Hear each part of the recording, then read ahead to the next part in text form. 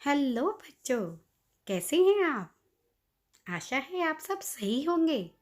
चलो, आज हम वर्कशीट नंबर 43 पर चर्चा करते हैं, जिसका टॉपिक है वॉल्यूम ऑफ सिलेंडर, बेलन का आयतन। तो चलो शुरू करते हैं एक्टिविटी से, जिसमें हम समझेंगे कि वॉल्यूम ऑफ सिलेंडर, बेलन का आयतन क्या होता है और इसे कैसे निकाला जा सकता है। So, let's have an activity time. देखो बच्चों, ये है एक वृत्ताकार चूड़ी। इस चूड़ी ने इस पेपर को घेर लिया, इतनी जगह घेर ली। तो आपको पता है कि वृत्त जो है, वृत्त ने इतनी जगह घेर ली, तो वृत्त का क्षेत्रफल क्या हुआ? पाई आर स्क्वायर। अब देखो बेटा, अब हम क्या करते जाते हैं, इसी नाप की चूड़ी को एक एक करके इसके ऊपर रख देते हैं। तो देखो, एक एक जो है चूड़ी हम इसी के ऊपर जो है रखते चले जा रहे हैं, राइट। और देखो, क्या ये कोई और जगह घेर रहा है इस कागज की? नहीं ना। लेकिन देखो, अब ये कौन सी आकृति ले रहा है? जी हाँ, सही सोच रहे हो आप। ये जो है बेलनाकार आकृति ले रहा है, सिलेंडर की आकृति ले रहा है। यस। अब देखो, इस सिलेंडर ने क्या किया, जगह तो उतनी ही घेरी, लेकिन देखो गहराई बढ़ती जा रही है। देख रहे हैं ना आप लोग? इसका मतलब इसकी गहराई बढ़ती चली जाएगी। इसका जो है, ये जो आकृति है बेलन, इसमें जो है घेरी हुई जगह जो है वो बढ़ती चली जाएगी, जैसे जैसे चूड़ियों की संख्या बढ़ती चली जाएगी। अभी तक बेटा देखिए, मैंने 10 चूड़ी लगाई थी, तो इसका मतलब जो है, इसमें जो घेरी हुई जगह है, जो घेरी हुई जगह है इसकी बेलन द्वारा, मतलब बेलनाकार चूड़ियों द्वारा, वो क्या हो गई? पाई आर स्क्वायर इंटू एच। जहाँ पे एच क्या है? मेरी जो है ऊंचाई है। तो यहाँ पे जैसे मैंने 10 चूड़ियाँ डाली, तो जो है मान लीजिए 1-1 सेंटीमीटर की वो है, तो इसका क्या हो गया? 10 पाई आर स्क्वायर। ये क्या हो गया? इसका आयतन। देखिए, अर्थात आयतन बराबर पाई आर स्क्वायर का क्षेत्रफल गुणा ऊंचाई।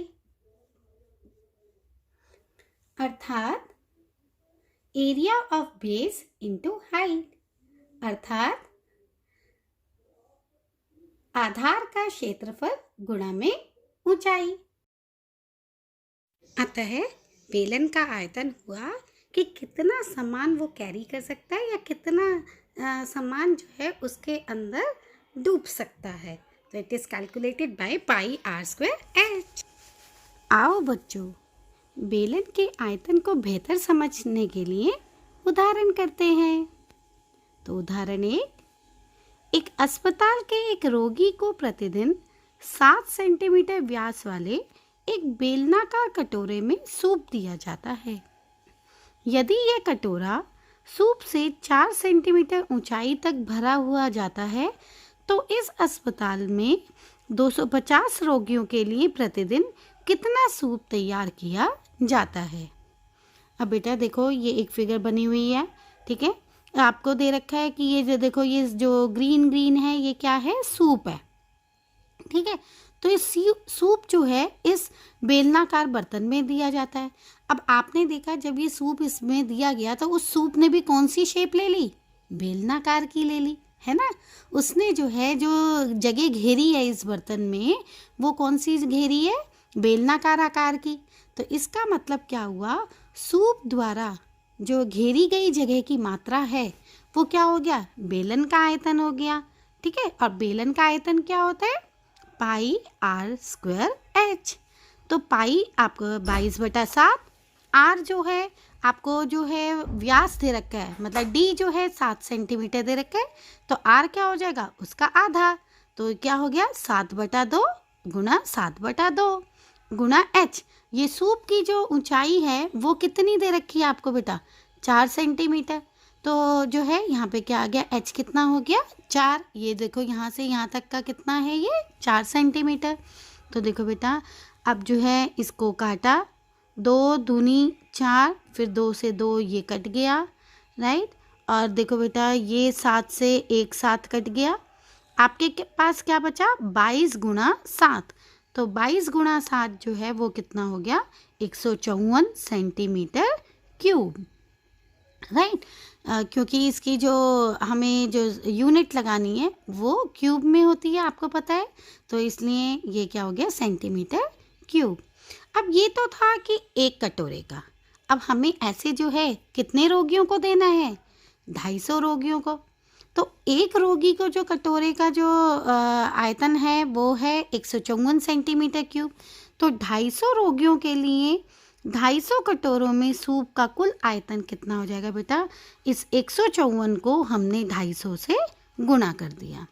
तो उसको गुणा करके हमारे पास क्या आ गया, 38,500 सेंटीमीटर क्यूब। चलो बच्चों अब उदाहरण 2 करते हैं। शीशे की एक पेंसिल लकड़ी के एक बेलन के आकार में ग्रेफाइट से बने ठोस बेलन को डालकर बनाई गई है, ठीक है।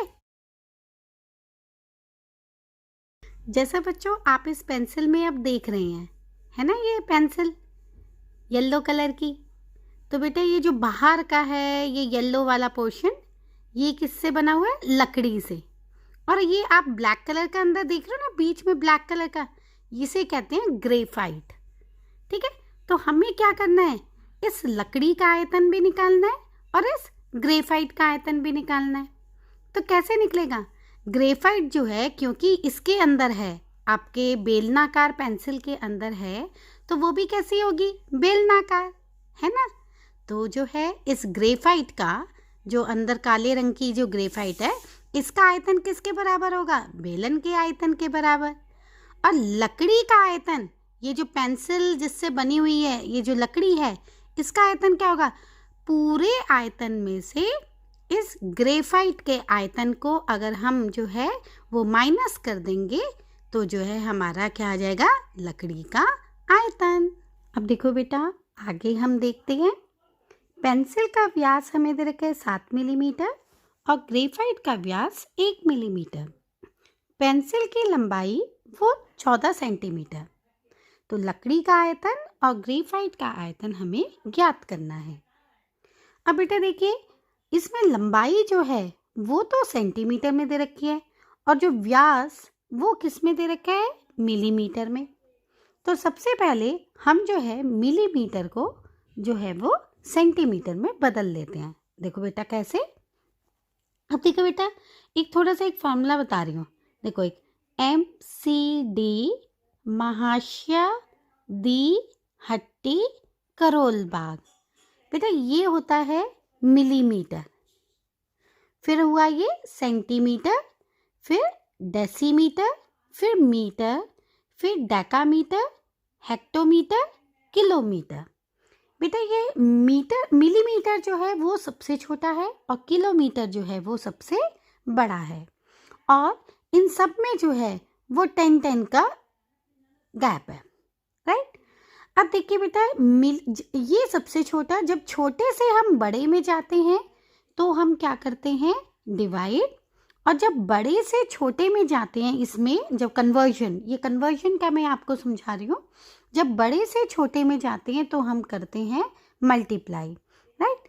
तो देखिए यहाँ मिलीमीटर से हमें किस में जाना है, हमें किस में जाना है बेटा, सेंटीमीटर में, मतलब यहाँ से हमें यहाँ जाना है। तो कितने का गैप है, 10 का। और छोटे से किस में जाना है, हमने बड़े में जाना है। तो बेटा आप देखिए आपको जो ग्रेफाइट का जो व्यास दे रखा है, जो D दे रखा है, वो दे रखा है 1 मिलीमीटर। तो R कितना हो गया, 1/2 मिलीमीटर। लेकिन अब क्योंकि हमें इसे सेंटीमीटर में करना है तो हम क्या करेंगे, मैंने आपको बताया अभी मिलीमीटर को सेंटीमीटर मतलब छोटे से बड़े में करने के लिए हमें क्या करना पड़ेगा, इसे डिवाइड करना पड़ेगा। और किससे डिवाइड करना पड़ेगा, हमें 10 से डिवाइड करना पड़ेगा, है ना बेटा। तो 10 से हमने ये डिवाइड किया तो ये क्या आ गया, 1/20 सेंटीमीटर, है ना बेटा, राइट। इसी तरीके से अब हम क्या करेंगे, हम जो है ये जो दूसरा हमें व्यास दे रखा है ये भी देखो। अब ये देखो यहाँ पे जो आपको 0.05 दे रखा है, ये भी क्या हुआ, यहाँ 100 हुआ, राइट। 5 1 ज़ा 5, 5 2 ज़ा 10, 0, राइट। तो हम सिर्फ 1/20 भी रख सकते हैं, राइट, 1/20 सेंटीमीटर। अब देखिए ऐसे ही आपको जो है वो पेंसिल का व्यास क्या दे रखा है, 7 मिलीमीटर, ठीक है। तो पेंसिल का जो व्यास है मैं उसको कैपिटल डी से लिख लेती हूँ, तो वो क्या हो गया 7 मिलीमीटर। तो व्यास है तो त्रिज्या क्या हो जाएगी, त्रिज्या हो जाएगी इसकी आधी। अब लेकिन इसको किस में बदलना है, सेंटीमीटर में। तो हम क्या करेंगे, हम जो है 10 से इसको क्या कर देंगे, डिवाइड कर देंगे, है ना बेटा। 7/2 को हम 10 से डिवाइड कर देंगे, मतलब 10 नीचे आ जाएगा। आपके पास क्या आ गया, ये देखिए ये आपके हो गया 7/20 सेंटीमीटर, राइट।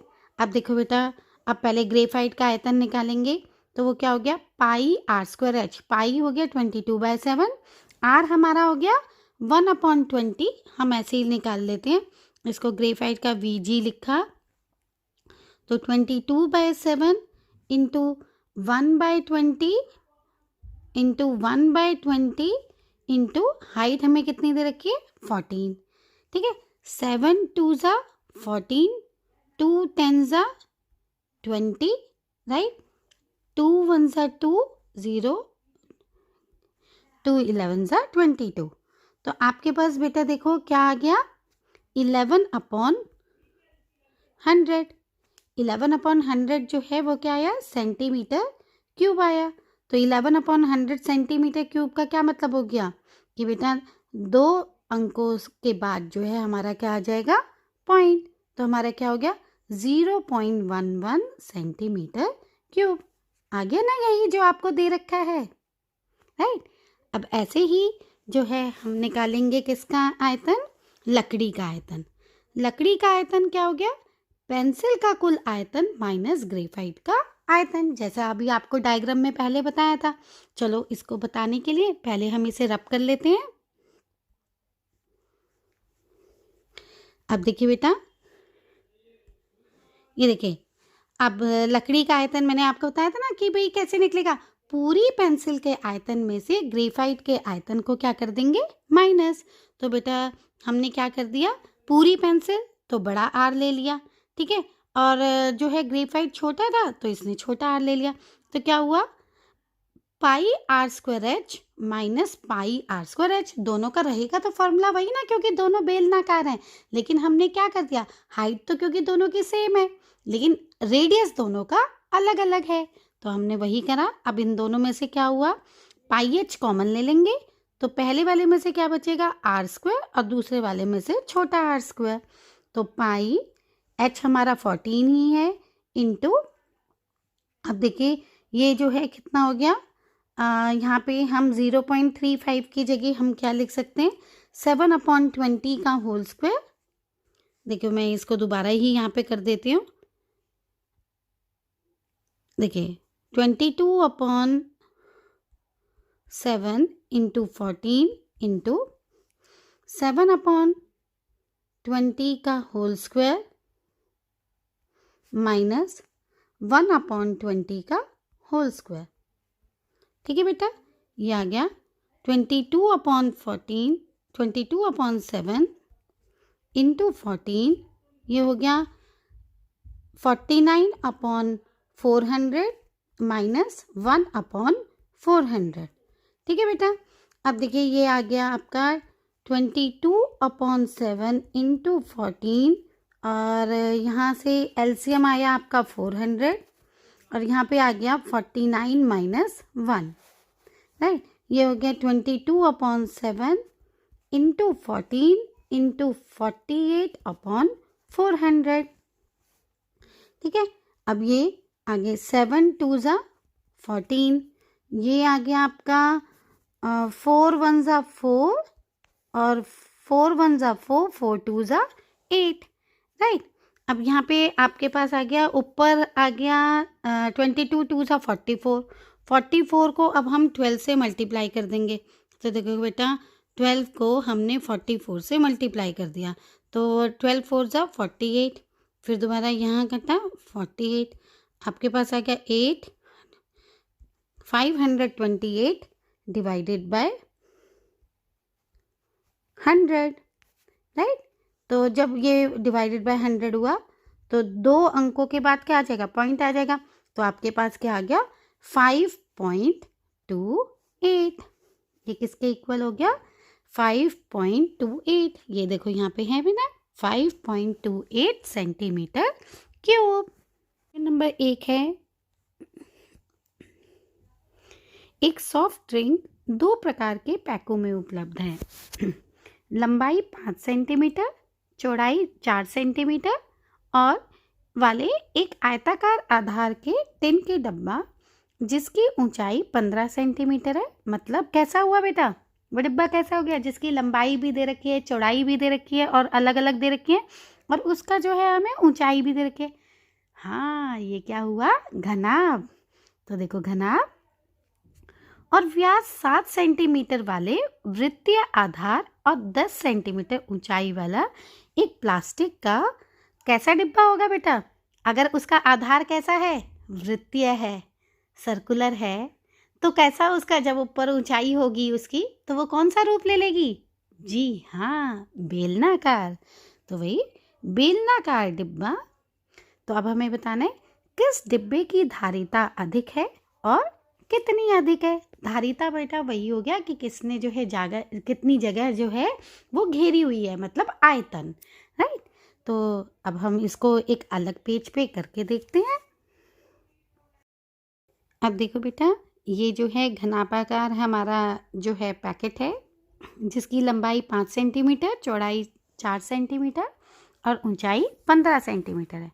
चलो इस डिब्बे की धारिता हम ज्ञात करके देखते हैं। तो घनाभाकार डिब्बे की धारिता बराबर किसके बराबर होगा बेटा, यस, घनाभ के आयतन के बराबर।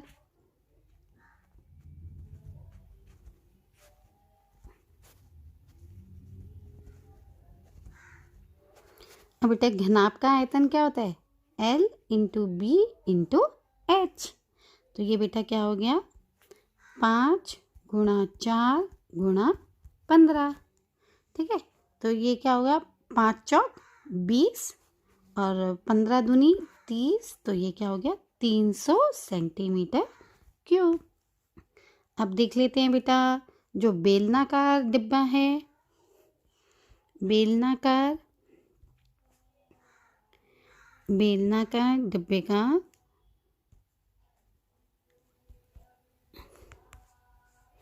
डिब्बे की धारिता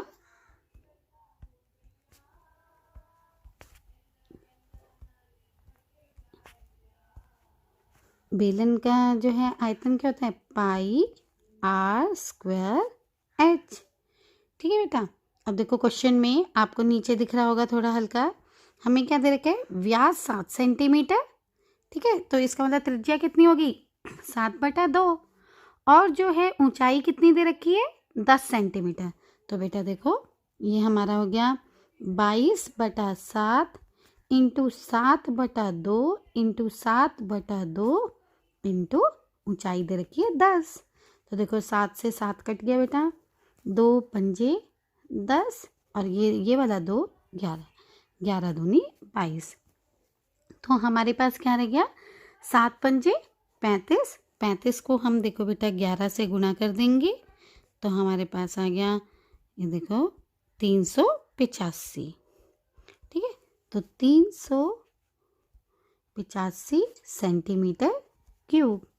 तो किसमें जो है ज़्यादा आएगा सॉफ्ट ड्रिंक, यस, जिसकी धारिता ज़्यादा होगी। तो किसकी धारिता ज़्यादा है, बेलनाकार डिब्बे की धारिता, है ना। तो बेलनाकार डिब्बे की धारिता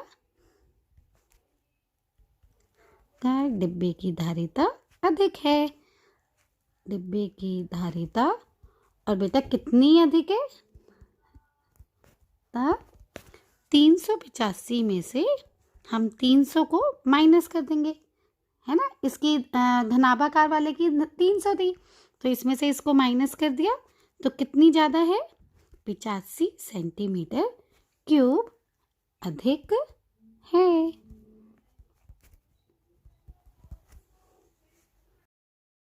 अब देखिए बेटा प्रश्न नंबर 2।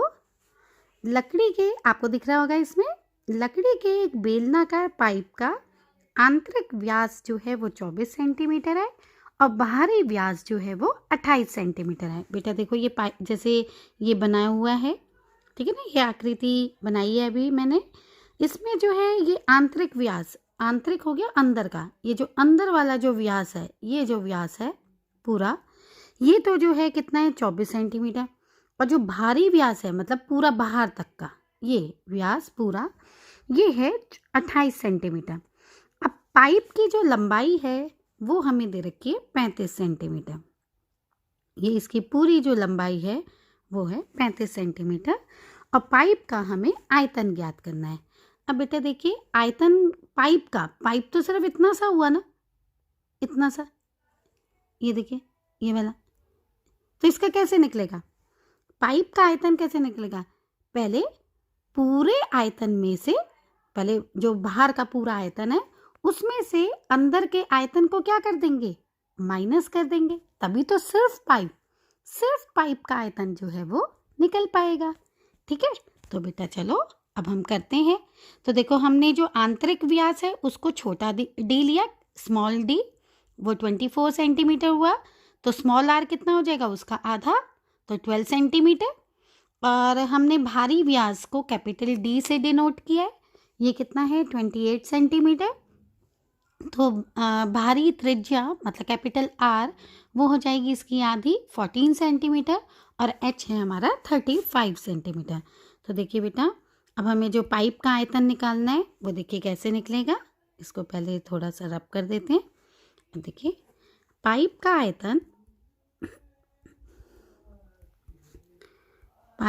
आयतन बराबर बाहरी आयतन माइनस आंतरिक आयतन।